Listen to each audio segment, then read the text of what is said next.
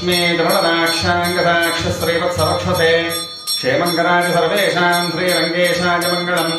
सत्यः कान्ताय कल्याणनिधजेर्थिनाम् श्रीवेङ्कटनिवासाय श्रीनिवासाय मङ्गलम् अस्तु श्रेयस्तनकस्तूरैवासनाद्वासुदोरते श्रीहस्यगिरिनाथाय देवराजाय मङ्गलम् कमलाकुचकस्तूरे कर्थमाहिङ्गतवक्षसे यादवाद्रनिवासाय सम्पत्पुत्राय मङ्गलम् नीलाचलनिवासाय नित्याय परमात्मने सुभद्रा प्राणनाथाय श्रीजगन्नाथाय मङ्गलम्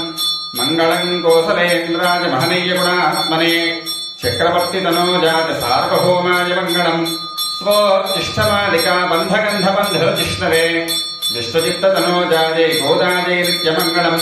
शृणगर्याम् महाकुर्याम् तामृतन्युत्तरे तटे श्रीचन्द्रणे मूलधाम्ने सुधगोपाय मङ्गलम् शेषोवासैन्यनाथो वा श्रीपतिर्वेदसाहद्विजेः वितर्क्याय महाप्राज्ञे भाष्यकाराय मङ्गलम् तुलामूलावतीर्णाजतोषिताकलसूरजे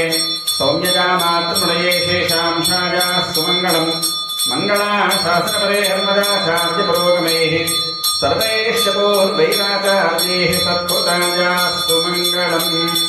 विष्णोर्यत्परमं पदं पर्याप्यानन्दराजाय सर्वस्तोमोतिरात्तमुत्तममहर्भवति सर्वस्याप्त्यै सर्वस्यैत्यै सर्वमेव तेनाप्नोति सर्वन्येति ॐ नारायणाय विद्महे वासुदेवाय धीमहि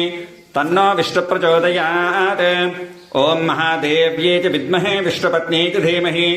तन्नो लक्ष्मी प्रचोदयात् सवितरुणाम् நோத்துச்சுவர்க்கம் புகி நின்ற அம்மனாய் மகத்தமும் தாராரோ வாசல் திரவாதார் நாகத்தத்துடாய் முடிநாராயணன் நம்மாள் போத்தப்பறை தரம் புண்ணிய நாள் பண்டொரு நாள் கூத்திட்டின் வாயுவேடிந்த கும்பகரணனும் தோத்துமுனக்கே பெருள் துயில் தான் தந்தானோ ஆத்த அனந்தருடையாய் அருங்கலமே தேத்தமாய் வந்து திரவேலூரெம்பாவாய்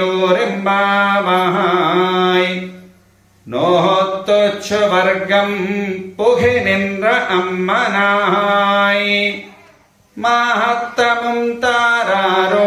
வாசல் திரவாதார் நம்மாள் போத்தப்பறை தரும் புண்ணிய நாள்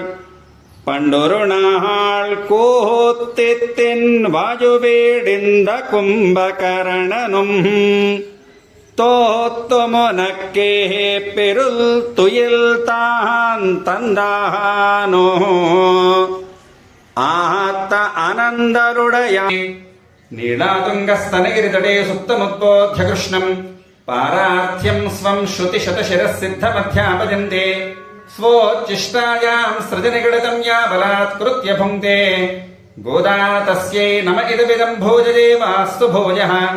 कर्कटे पूर्वफल्गुण्यां तुलसी काननोद्भवां